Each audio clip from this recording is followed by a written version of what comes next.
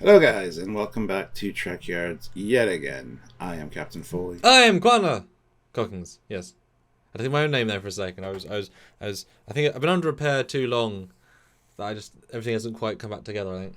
Yeah. And you didn't listen to Trekyards, because if you listen to Trekyards, you would know that your name is Commander Cockings. But it seems like people might be listening. That's what the title says. It's what we're referring to, Stuart, in that maybe they listen to Trekyards finally. Again. Well, they sort of do. We'll see. Well, they are kind of bad at showing damage or repercussions when it comes to ships and things that happen.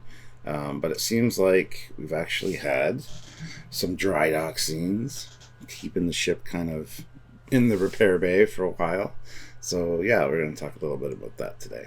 It's definitely one of those things that they have these battles and these big events, and Discovery especially, although obviously other treks, but you know, all these fights and such. And the modern day of CG, when it's not that hard to add damage, and if you do have damage, they then just sort of erase it next week. And we called them out in season 3 where they improved on this a little bit when the Discovery had crashed, and then we saw it was work bees for, you know, just offhand work bees just sort of touching paint. It's like, okay, they fixed it between episodes, good. And so Discovery gets trashed, maybe burned to a crisp. You don't actually get to see it getting trashed except a window, and so it really kind of defeats the effect a bit. And there's no like leaving the anomaly shot of seeing anything. It's a really weird hard cut, but you do get to see it in dry dock. We get an actual sense, maybe not of the cause of the damage, the during damage, but we actually get a sense of weight, sense of repercussion. And I remember in this episode seeing that. You know, it takes effort. They don't do many space shots for some reason, but to actually do one that tells us, okay, this thing is damaged, properly beaten up, is refreshing. You know, it wasn't available to be used. It wasn't a god ship. It wasn't just back next week. It was there. It was meaningful, you know? Yeah, because there was some pretty serious damage to Discovery when it did exit that anomaly. We heard dialogue, like forward section is now gone, and you know, Zora even said she could feel herself dying, like parts of her dying.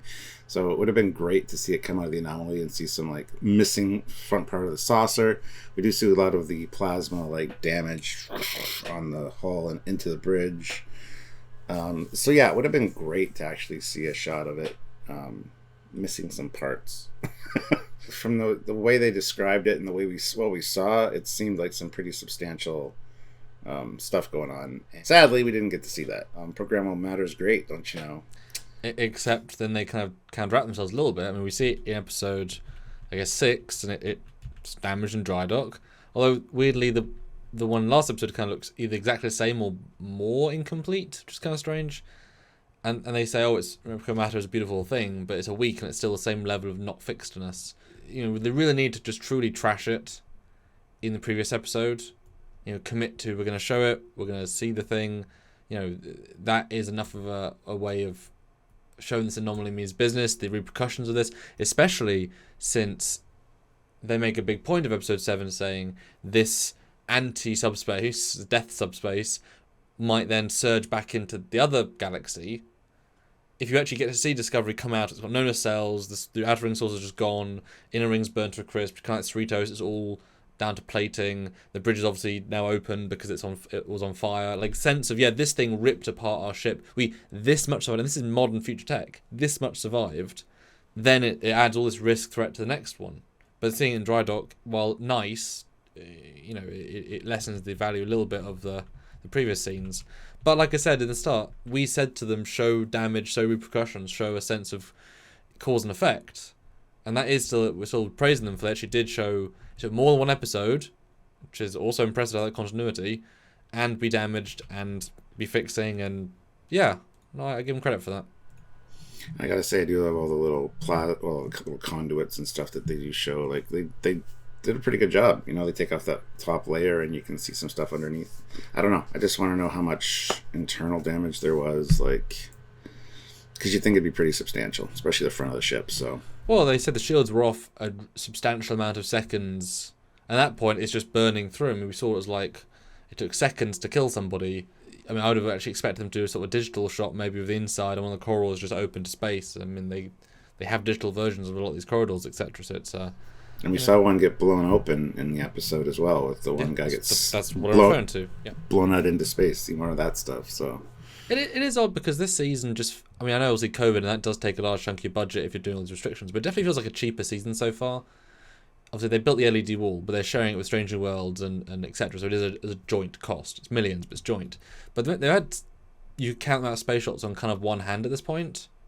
There really isn't... I mean, they never really focused on them, but they're sort of... It's almost like the miniature shots where each one is like so expensive and tedious to make, they just don't do them very often, even though they're so inexpensive to make and so creatively fulfilling. I think they must have lowered the budget this year again, because last year it felt cheaper. This year I think it feels cheaper again.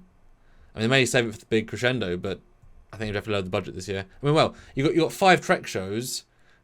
You can't keep them with a top Discovery, you know, with a premiere. They're not anymore. They're kind of the legacy one now. So yeah, definitely lowered the budget this year. And I think you can see in the amount of effects work. Well, that's the thing with the Trek series in general. They usually start out with a bang, something really punchy, and then kind of go... Even TNG, it goes down a bit. In the middle of the season, they pick it up a little bit with something special, and then down again, and then at the end, it's this big extravaganza of here's all our money. So, yeah, I think this one's going to end on a real high visual effects thing. I'm sure of it. But yeah, we called for this. We got it.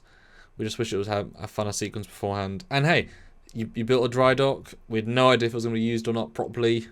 So every time we see it is a kind of a win, and how faithful it feels yet advanced. Yeah. Good to see it. Glad people are paying attention and kind of, you know, listening to suggestions by the fans.